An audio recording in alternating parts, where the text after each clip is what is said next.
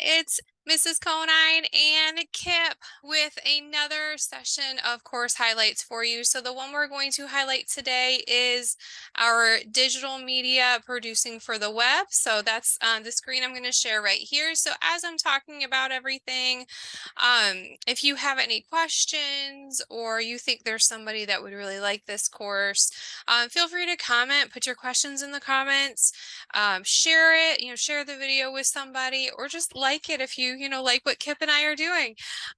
So I want to talk about digital media producing for the web. So the course homepage looks just like this. And you will have a course outline. This course outline can actually be found in our course catalog. So I wanted to show you where you could find that as well.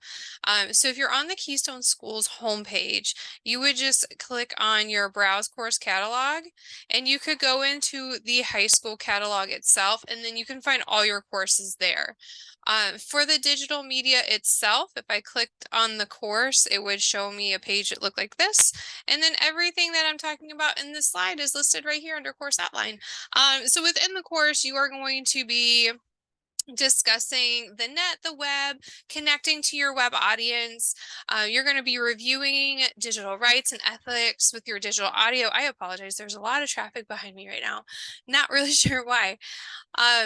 In the later units, you're going to be talking about creating and editing podcasts using the appropriate equipment, and then putting into practice everything you learned by creating a podcast and a microsite.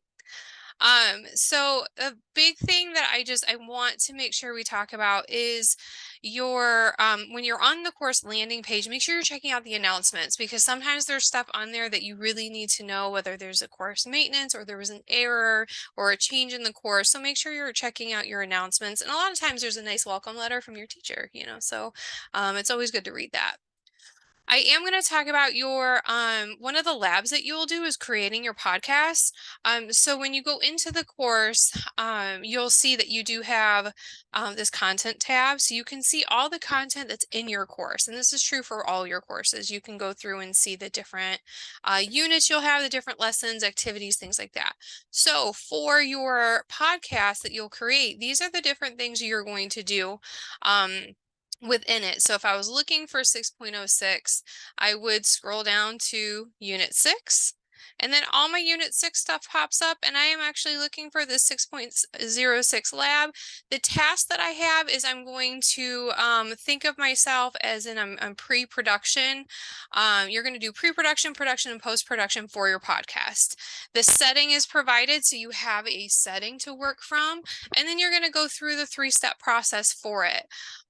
So with that said, taking a look at the actual assignment itself, is you have all these details to help you maneuver through the assignment. You can reach out to the teacher link, you can reach out to your course instructor, you have your grading rubric down here. I think this is really cool that you get to try to create your own podcast with some guidance. You're not just hopping on with some headset mic like I have, or if you're going all out, you're getting this expensive microphone and audio equipment, and then you're just getting online and talking. Podcasts aren't necessarily like that. There's a lot of pre-production, there's a lot of production and post-production, that reflection piece. So it's really important when you're going through your assignments, especially your labs and quizzes or anything like that, you're reading through anything and everything that could help you be successful in that assignment. But I just thought this was really cool because it's very much what is going on in the world. And I mean, I don't know how many of you listen to podcasts, but I mean, they're everywhere. So this is just an example of one of the things that you will do in the course. So this is the expanded version of it in this window. And then you would submit it and it would get graded, and you would do other things like this in the course. So I thought that was pretty cool. So that's just one example. If you have any questions, again, you can post it in the comments. I know I kind of went quick. I don't want it to be too long for you.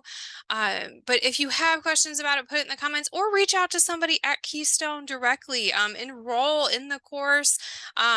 Take some time to, maneuver this new online environment. But I thank you for joining me today. Kip thanks you for joining us today.